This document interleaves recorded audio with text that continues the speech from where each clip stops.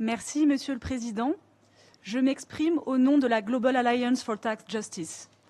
En ce qui concerne les questions soulevées dans le Workstream 3, à savoir les principaux obstacles à la prévention et à la résolution des différends fiscaux, nous tenons à souligner la nécessité de s'attaquer à la racine du problème, le système actuel d'imposition des sociétés fondé sur les règles de prix de transfert et le principe de pleine concurrence.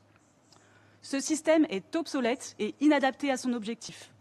Il empêche les pays d'imposer efficacement les revenus des multinationales et génère de nombreux différends dont la résolution est coûteuse et prend beaucoup de temps. L'approche des transactions comparables repose sur une hypothèse erronée, à savoir que les différentes unités d'une même multinationale peuvent être imposées comme des entités indépendantes et qu'il existe des transactions comparables à utiliser.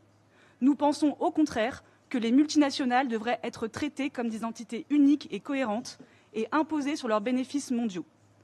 C'est pourquoi la Convention fiscale des Nations Unies devrait remplacer les prix de transfert par un système de taxation unitaire utilisant la répartition globale selon une formule. Cela permettrait de s'attaquer aux causes principales de la plupart des différends fiscaux. Et cela donnerait la priorité à la prévention grâce à un système plus simple, plus efficace et plus équitable. Nous mettons également en garde contre de fausses solutions. Comme les délégués européens et européennes le savent bien, les accords préalables en matière de prix de transfert ont été au cœur de scandales majeurs d'évasion fiscale, tels que les LuxLeaks, et ont été utilisés par les paradis fiscaux pour accorder des avantages spéciaux aux multinationales. Ces accords préalables en matière de prix de transfert peuvent également enfermer les administrations fiscales dans des accords contraignants qui limitent leur capacité d'action si des mécanismes d'évasion fiscale apparaissaient par la suite. Nous pensons également que l'arbitrage obligatoire doit être fermement rejeté.